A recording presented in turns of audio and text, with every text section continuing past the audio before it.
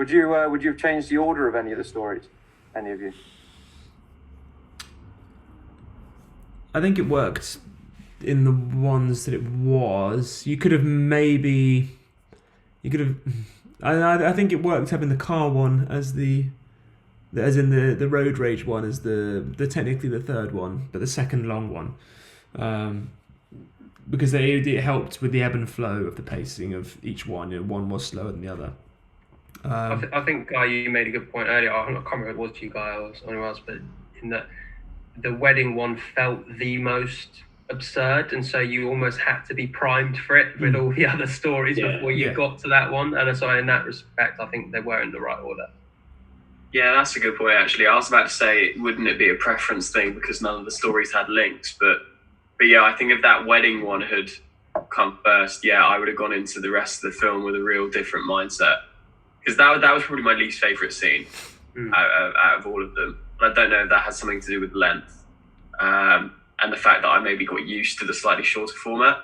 But yeah, I think that's a good point. I think I would have enjoyed the film a little bit less if I'd gone in with that one first. Because my favourites were the earlier scenes, I feel. It could have been the sheer exuberance of it, and just it was a wild tale. That last one, it was a climax, and the film of it as a whole. The whole anthology needs a climax at the end of it, and it needs to be a climax that's bigger than anything that's happened before. It can't be a smaller climax than what happened in the third one or something like that. Because then just in the round, as a film as a whole, it doesn't quite have that complete finish, and everyone would sort of view it differently as they get to the closing credits, I think. Did anyone think that the film had anything to say other than I think we've all mentioned revenge, and revenge was quite clearly a continuous message. Was there any other messages that anyone thought that the film was trying to say? The only thing I can think of is like a couple of occasions I noticed, like in the second story when they're out and there's the road rage and all of that. There's a point where he's able to go away. There's a point where he's given the opportunity to leave. And then there's something in him which tells him to turn the car around and just kind of like, get down to it, do something. And I thought that was interesting, the way that the film drew attention to that kind of like precariousness of that moment. Like that's the moment in time, basically, when everything begins to really unravel and fall to shit. And it was the same in one or two of the other stories. And I just thought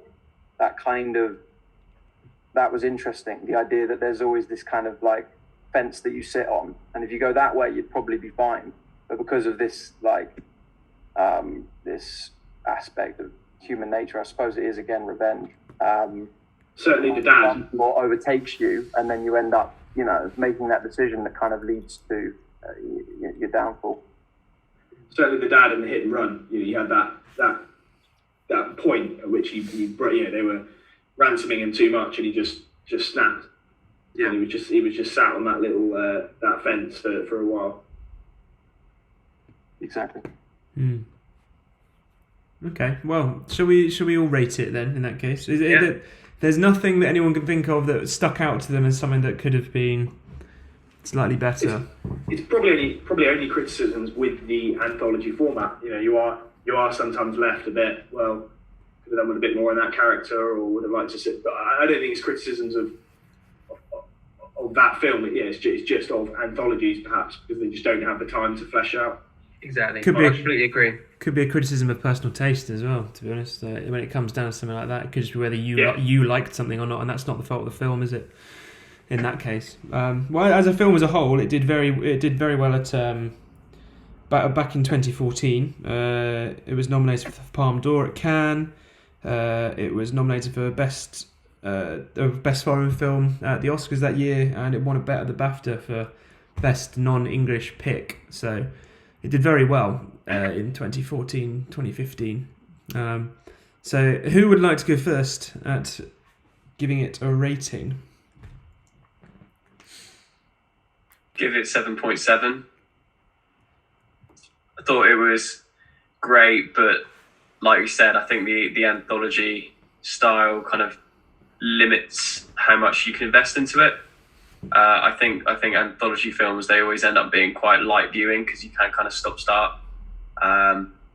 It was quite an easy watch. I was quite tired when I watched it, but I didn't drift off or get bored. And I think it was partly because of the short story format, but then it doesn't leave you kind of grasping for much after having watched the film or thinking about it too much after either. So that's why it wouldn't be pushing into the 8 category for me. Mm-hmm.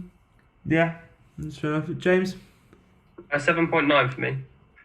Yeah, no, I really enjoyed it, but I think Liam mentioned it as well. It doesn't have that emotional punch to it, but as an anthology series, you don't have the time to do that. But given what it had at its disposal, I think it did brilliantly well.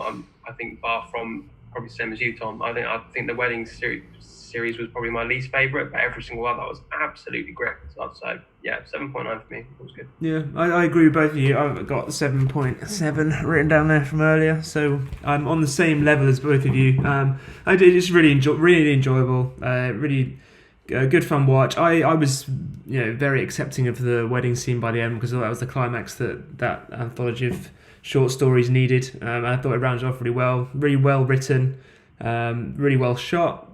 It all stitched together really, really well. So it's 7.7 for me.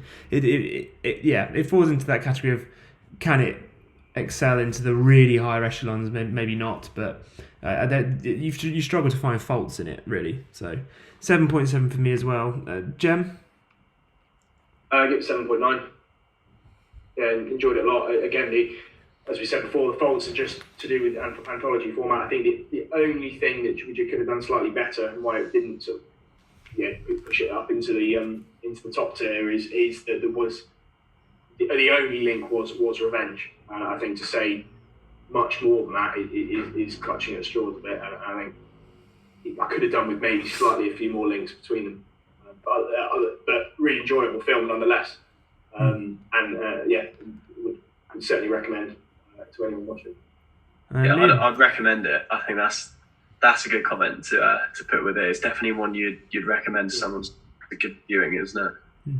And Liam? 7.8, yeah. Echo everything that's been said pretty much. I think I'd probably rate Ballad of Buster Scruggs a bit higher, just because that did manage to achieve, in a couple of the tales, probably more of an emotional hit than this one did. Liam, is that the Western one that's on Netflix with Jake? The Coen Brothers. It's a Coen Brothers one. Yeah, okay. Yeah, I have seen that as well. It's I reviewed it on here, I'm pretty sure. Hang on. I enjoyed 50% of it and really didn't enjoy the other. I was going to say, I think I got a bit bored with Ballad of Buster Scruggs. Yeah, some of the stories just breezed past me. Not every tale lands, but like the 2 or 3 in there, and there's maybe 5 or 6 in that one. But the gold miner one was incredible, so good. Liam Neeson was great as well. Yeah, Liam Neeson's one was good. And I also quite like the one with where they kind of get ambushed. They're following the trucks and they get ambushed at the end. I thought that one was pretty brilliant. Yeah, with all the wagons. And the one with Buster Scruggs as well. There were just a couple in there that sort of dragged a little bit. But that was a longer film though, wasn't it, than this? Yes. Yeah, that felt heavy when I watched it. I completely agree with that. It dragged on. I definitely reviewed it. I'll have a look. But I don't even need to do the maths on that. That's a solid 7.8 then for this film. Here, were any of you? We sort of nearly touched on it just then earlier, but were any of you looking out for any Easter eggs in the middle of it, like references to the other short films? I know, Tom, you said you liked that they didn't really have any kind of connection to each other at all. But do you have any eyes out for any kind of Easter eggs linking up whether they be in the same universe? No, but even when in the tow truck one, when he goes to prison and he walks past, he gets let out of prison. There's loads of posters on the wall. I was almost looking for like the 2 guys that were in the car accident or something like that being on there or something like that. Just a little niche thing. I couldn't see any, so it could be. Oh no, I didn't review Ballad of Buster Scruggs. Well, there you go. There we go. But 7.8 for this one. That's fine. I'm happy with that. Probably the closest net we've been. Around the same. Yeah. There's always a creation, lads. When it's that good with that limited format, you always was going to be a condensed review. There's not any crazy swings. I think of whether you like it or not. It's a good film, but it can't be incredible, but just because of that format, I think. Yeah. I don't think anyone's going to be offended by it, are they?